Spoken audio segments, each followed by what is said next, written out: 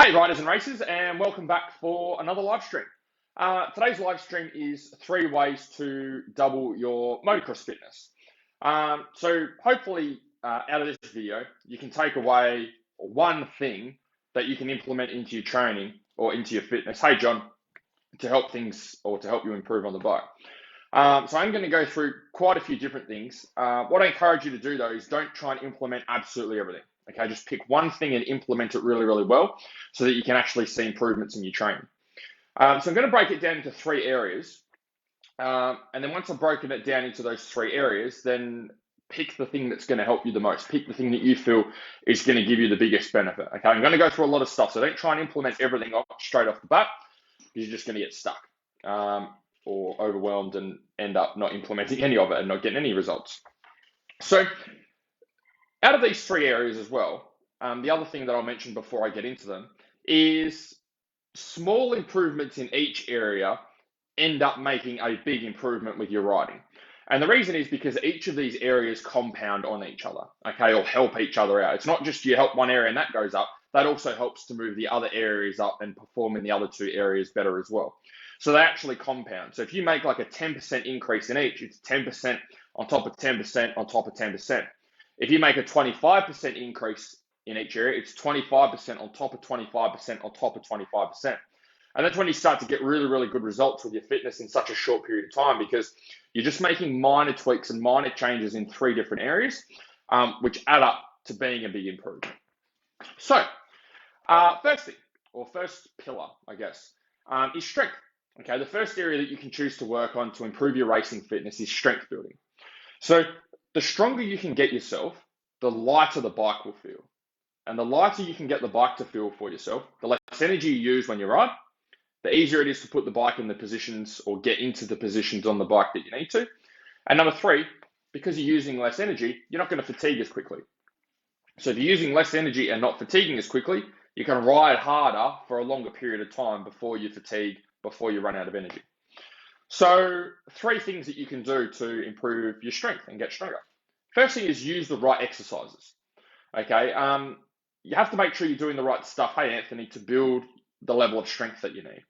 So what I recommend using is barbell training, and that's what I use with all of my racers and riders, is barbell training. And the reason barbell training is great is because we can use multi-joint movements, okay, like a squat, a deadlift, a bent over row, an overhead press. We can get all the muscle groups working in the body as one muscle group, which is exactly what's happening on the bike. Second thing that we can do with multi-joint movements, with the barbell, is that the barbell doesn't provide stability for us. We have to create our own stability with the barbell, which is why it's harder to do a squat compared to a leg press or a leg extension, because when you're using machines, the machine provides a lot of the stability for you. When we're using a barbell, it doesn't. And that's the same thing as when you're on the bike. You don't have training wheels when you're on the bike creating stability and balance. You have to do it yourself. So that's why the barbell is great.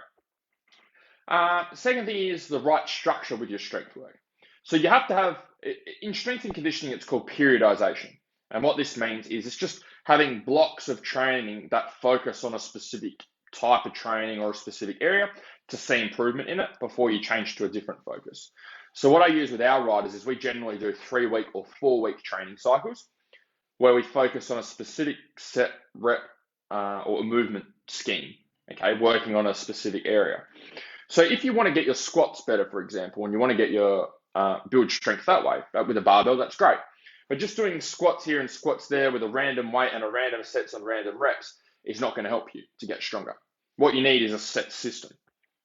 So one thing that you can do is if you're doing squats and you're doing, say, 4 sets of 10, do 4 sets of 10 for 3 weeks, do it twice a week, and make sure maybe start at roughly 80% of what you could do weight-wise and slowly add a little bit of weight for each session. If you're not sure, I did get some free giveaways sorted before I got this live stream together. So if you are not sure if your strength needs work or not, what you can do is download my race fitness test, which is free. You just put your email in and it will send you the video and what you need to go through. I'll put it in the comments for you below. And that will take you through my strength standards that I use for our riders and racers and put you in a category and show you where you need to improve or if you need to improve your strength. You might find your strength's fine and it's not something you need to work on. So that's in the comments for you guys below. And then the third thing is using the right weight for your strength work. So if you're trying to get stronger, but you're using weights that are like 20% of what you could do, you're not going to build the strength that you need. And likewise, if you're always working to failure, then you find you're not going to develop strength as well. Strength is best developed around that 80 to 90% range, okay, of what you could do for a particular rep scheme. So if you're doing 5 sets of 5, for example, use roughly 80%, okay? If you squat, let's say 100 kilos, maybe start off with 70 or 80 kilos for your 5 sets of 5, and then just slowly ramp up from there, 2.5 kilo increments each session. You have to use the right weight to get stronger. Hey, James, if you're going too light, you're not going to see improvements. If you're going too heavy and flogging the shit out of yourself, you're not going to see improvement either. Okay, so that's the strength component. So if that's you, pick one of those areas to work on to improve your strength. Again, anything we can do to get stronger makes the bike feel lighter. If we can get the bike feeling lighter, then that's great. That's going to make things a lot easier on you. Second area is the cardio side. So 3 areas for cardio to work on. So the reason cardio, and I'll distinguish the difference between building endurance from strength and building endurance with cardio. Building strength increases the amount of weight that your body is able to move. Okay, so if you can double your level of strength over the coming months, the bike's going to feel half as light. Very easy to move around. Now, the reason the cardio component's important is the cardio determines how many of those reps you can do at a particular weight. So let's say, for example, all I did was just strength work and I didn't do any cardio work. What would happen is if I'm just testing my strength would start up here, and then the more reps I did at that weight would start to drop off very quickly. Okay, you would see a drop like this because I don't have any cardio or conditioning there. I don't have any metabolic endurance to be able to keep doing those weights. If I work on developing my strength and developing my cardio at the same time, what happens is my strength starts up here, and what happens is it drops off like this. Okay, so that's really what we're chasing. Hey, Michael, when you're racing, is we don't want to be the strongest person out there, but not do any cardio work because your strength's going to be great, and then it's just going to plummet like this. What we want to do is we want to maintain that level of strength that you have all the way through a ride, all the way through a race, and the way that you develop that endurance is through cardio. Likewise, you can't do the opposite way and just do cardio and no strength because the bike's going to feel really, really heavy for you, and what's going to happen then is you're going to fatigue really quickly, and you're also going to drop. So if you just do strength work, your performance will drop like that. If you just do cardio work, your performance will drop like that. If you do both together, then we get a performance dropping like that, okay, over a race. So how do we improve your cardio so that you can ride harder for a longer period of time if this is the area you need to work on? First of all, you need to do the right type of cardio. There's 2 energy systems that you need to work on, aerobic system and anaerobic. Aerobic energy system is your long distance tank. It's your, okay, we're going riding for 20 minutes. It's working on moving your body for 20 minutes or half an hour, okay, at a consistent intensity. Then anaerobic. Anaerobic is the short, sharp bursts of high intensity. So it's like interval training, okay? Now we need both of these. So if you're looking at a motocross race, let's say you're doing 20-minute motos, there's 2 things we need to train for. We need to train for your body to move for a 20-minute period, which is more aerobic, but we also need to train for those short, sharp bursts of high intensity, which is anaerobic. So if you take a motocross track, any motocross track, there'll be parts of the motocross track which are very physically demanding and parts of that same motocross track which aren't very physically demanding. So for example, a very physically demanding part might be like a whole heap of big braking bumps or a big whoop section. And another part which might be a bit easier might be, hey Aaron, might be like coming onto the starting straight or going around a nice big berm which is relatively flat. So the intensity is going like this, up, down, up, down, up, down for that 20-minute period. So we have to train both. So how do you train both? For the longer distance stuff, the aerobic stuff, do more endurance-based training. Could be a 20-minute row, a 20-minute cycle, a 20-minute run. Okay, it could be 20 if you're going on your bike, 20-minute ride, 20-minute motos. To build the anaerobic, use interval training.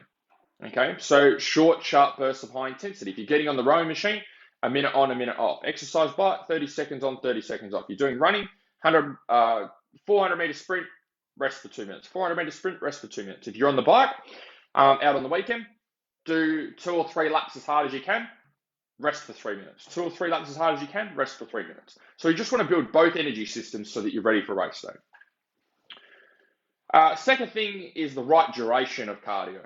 So I find people riders get a bit confused here where they do too much cardio for too long.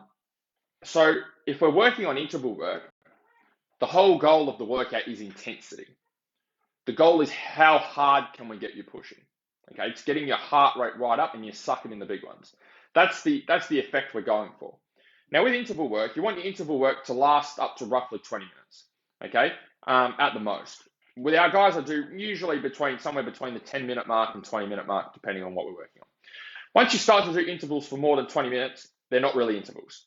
Then it becomes an endurance piece. Okay, hey Ben, because you're just working for too long. The intensity drops. Okay, the longer you work for, the lower the intensity is. So we want to make sure we got short, very high Anthony, high intensity for short periods. Okay, the longer the periods are, the lower the intensity.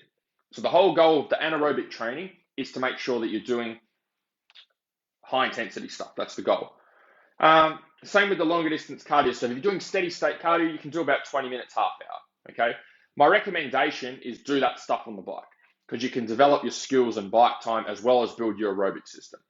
For majority of you, you're probably not going to find it beneficial to go out every week and do half an hour runs all week. You're going to find it more beneficial to do your interval work during the week, which is shorter and easier to do on machines, and then do your aerobic stuff out of the bike on the weekend.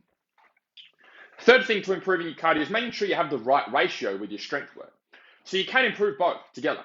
Okay, this is what I do with our riders and racers all the time. They are always getting stronger and always improving their aerobic and anaerobic systems simultaneously. Everything is improving all together. And that's why they improve so quickly on the bike when they have the right tools in the toolbox. Hey, Tim, because we can get all of these pieces of the puzzle working together all at once. And that's why they see really quick improvements in a short period of time. So you need the right ratio of cardio to strength work. So what I do with our guys is they do roughly the first half hour of strength work, could be 2 to 3 different strength exercises, and then the next half an hour or 20 minutes, hey Luke, will be made up of their cardio work. So that's the rough split we use, and they do 3 1-hour blocks of training each week. So 3 1-hour blocks of training, first half hour roughly strength, second half hour is roughly cardio and conditioning. If you're doing too much cardio and not enough strength work, then you're going to find that you don't develop strength quickly enough. And same as if you do it the other way. If you're only doing like a 5-minute warm up and that's your cardio work and the rest is strength, then you're not going to have the right ratio there. We want to make sure as a rider, you need to be very well rounded in both cardio and strength and the different types of cardio. So we need to make sure we've got our finger on the pulse for each of those areas and they're all improving and going up. Free giveaway that I have for that is I've got some rowing workouts that you can have, which you can download. I'll put them here in the comments for you. I've got some rowing workouts that you can use. Okay, example rowing workouts that will help you to work on both energy systems, aerobic and anaerobic. So if you've got a rower or access to rower, you can use that. And then I've also got some home workouts there as well. I know there's a few of you guys that are in lockdown at the moment and can't get out to the gym. So this will give you a good example of some workouts that you can start with. So I just posted them up in the comments for you below. So feel free to, it'll just ask for your email, put your email in, and then we'll send it to you. Third area is nutrition. Okay. With nutrition, you want to make sure, the reason that nutrition is important is nutrition is the fuel for the above two systems. So it's like your bike, right? You can get the motor done, you can stick an exhaust on it, you can buy the best oil, put a new set of handlebars, get the suspension done. But at the end of the day, if it doesn't have any fuel in the bike's still not going to go. And that's the same with your body. It doesn't matter how strong you get yourself and how good your cardio is, if you don't fuel yourself correctly, you're not going to see the improvements. So first thing is making sure you're eating the right types of foods. Okay, so proteins, fats, and carbs. A good starting point for you guys is just making sure that you're actually getting all three in. Okay, a lot of us tend to have a very carbohydrate dense diet. Okay, so if you were to map out your carbs or use a tracking app to see how many grams of carbs that you're getting in, what you'll find is you don't have a very even ratio between your proteins, fats, and carbs throughout the day. And what we want to do is make sure we're getting all three types of fuels in. And that's a great starting point for a lot of you. Just make sure you're getting all three in, okay, in a relatively even quantity. Second thing is, and the reason you want to get an even block of each. Protein is your building block, okay? Protein helps your body to recover, okay? Protein doesn't make you big. Protein helps your muscles to recover from workouts and recover from training. So we want to make sure we've got adequate protein. And we want to make sure we've got adequate carbs and fats as well, so that we've actually got energy to be able to perform. So think of protein as rebuilding, carbs and fats are your energy source. That's why we need to make sure we have both. If you don't have any protein and you just got all carbs and fats, you're going to find that you don't recover very well from your training, okay? And you lose a lot of muscle mass and a lot of strength. And if you just have protein and no carbs and fats, then what you're going to find is that your energy is not going to be at its highest level for your riding and for your training as well. Hey, Luke. Second thing is timing, okay? Making sure you're timing your foods correctly. So once you're getting the three different food groups in, or macronutrients, then we're going to make sure we're timing these foods at the right time. So how do we do that? Okay, well, what foods do I need to have to maximize my energy? What do I need to recover well? So what I do with our riders and racers, so let's take a race day, for example. 4 hours before their first ride of the day, we're having proteins, fats, and carbs, but we're increasing complex carbs. Sweet potatoes, brown rice, quinoa, pumpkin, these types of foods. Okay, they're high in starch, they're good for energy, but they just take a while to break down. That's why we do it 3 to 4 hours before. Otherwise, if you have it too close to riding and racing, you're just going to feel like shit. Then we do half an hour to an hour before, we have a serving of fruit. Okay, could be peaches, could be mangoes, apples, pears, bananas, whatever floats your boat. Okay, roughly half an hour to an hour before. These are your simple carbs. They're high in sugar, okay, which is going to give you instant energy. Your body doesn't need much time to break them down, and they're fairly light on your stomach. So that's what we have before racing to maximize energy. After racing, or after every ride, we have a protein shake. And the reason we use a protein shake and not proper food is because your body's not going to be in a state to digest proper food directly after a ride or race. So a protein shake is already broken down. It allows your body to start rebuilding and repairing itself, so you're good to go for the rest of the day. My recommendation is a whey protein. There's heaps of different proteins out there. Whey protein, if you don't have any issues with dairy, is going to be the best one and help you to recover the quickest. In terms of the complex carbs, we don't do complex carbs all day, just 4 hours before the first ride or race. And then it's just fruit before, or half an hour before every ride or race, simple sugars. The reason we don't do complex carbs throughout the day is because your body's not going to digest it in time. You're going to feel worse, not feel better. Free giveaway, or actually no, give you a free giveaway in a minute when I get to the third one. Third one is quantity of food. Okay, so if you have weight to lose, then lose the weight by focusing on how many calories you're consuming and how many you're burning. So if you are, and I guess a good way for a rider and racer, I mean, at an elite stage or a high level stage, you should have some level of abdominal definition. Okay, if you don't have some level of abdominal definition, it doesn't mean you do need to do more sit-ups. It means you need to drop more body fat. Okay, which means you've probably got a couple of kilos there to lose. If you know you've got more than a couple of kilos, then that comes down to the quantity of food or the quantity of calories that you're consuming. So you need to keep an eye on that. So if you can get yourself 5 kilos lighter, that's 5 kilos less you need to move around on the bike. And body fat doesn't have any, there's no positive benefit to having excess body fat on the bike, okay? Because it doesn't do anything. It just sits there. It's like having a bag of cement or 5 kilos of cement on your bike. It's not useful, okay? Or having a 5 kilos of petrol stuck on the back of the front of your bike. It's not useful weight. It's not contributing to your riding in any way, in a positive way. So if we can lose 5 kilos, you've got 5 kilos less going through your arms. 5 kilos less you've got to get up and down off the seat. If you're getting up and down off the seat, I don't know, 20 times a lap, I don't know if that's an accurate number, but let's say it's 20 times a lap. That's 20 times 5 kilos. Okay, that's 100 kilos. Okay, each lap. I think 20 might be a bit much. Let's say it's 10 times, right? You get up and down off the seat once for, let's say, every corner. Let's say there's about 10 corners. So let's say you lose 5 kilos and you get up and down off the seat 10 times a lap. That's 50 kilos that you're moving, okay, extra compared to what you should be. If you're doing a 5-lap race and we can get you moving 50 kilos less each lap, that's 250 kilos less that you've moved for 5 laps. If you're doing 10-lap races, so you're doing maybe 20-minute motos, 15-minute motos, or probably more 20-minute motos, then that's 500 kilos. Okay, that's a fair bit less weight. Like imagine if your legs and your arms had to deal with 500 kilos less over a 20-minute moto. Okay, that 5 kilos is going to make a huge difference.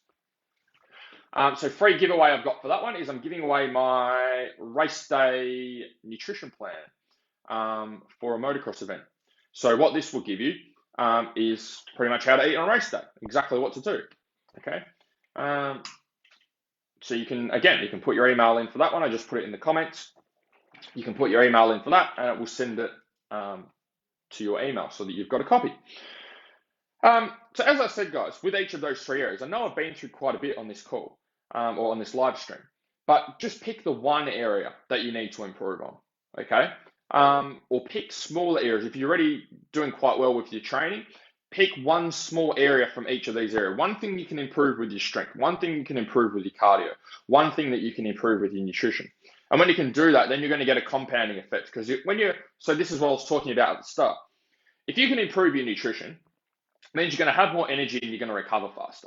If you've got more energy, you're going to be able to lift more weights for longer periods of time. If you've got more energy, you're going to be able to push harder on the rowing machine for longer periods of time. What does that mean for the results from these two? They're going to be higher than what they would be in comparison to not improving your nutrition. Same with your cardio. You improve your cardio work, then what happens is your strength work becomes better because you can lift more weights you can lift more reps at higher weights for longer periods of time because your endurance is better. If you can get your strength better, then that's going to help your cardio because if you can get stronger, you can put more power through the rowing machine now. You can pedal a lot harder because your legs are stronger. You can run faster because your legs are more powerful, more explosive. So these all tie into each other. So that's why it's important. If you're already you're already consistently training, you're already improving your nutrition, then just pick one small area from each of these 3 areas and implement that. If everything's completely new for you, just pick one area and go, okay, at the moment I'm running 5 times a week and I'm not doing any strength work. Just doing some strength work is going to give me a massive benefit. So hopefully you guys found that useful because it was a fair bit of information there. If you would like some help doubling your level of race fitness, I'm giving away my race ready nutrition system for free for every rider that jumps on board my Motorsport Development Program. So if that's something that you're interested in being a part of, and you do want to double your level of race fitness, you can apply below on the application form, which I just put in the comments, and then we'll go from there. But otherwise, hopefully you guys enjoyed this video today or live stream. Look forward to putting some more videos together for you guys. I will speak to you soon. See ya.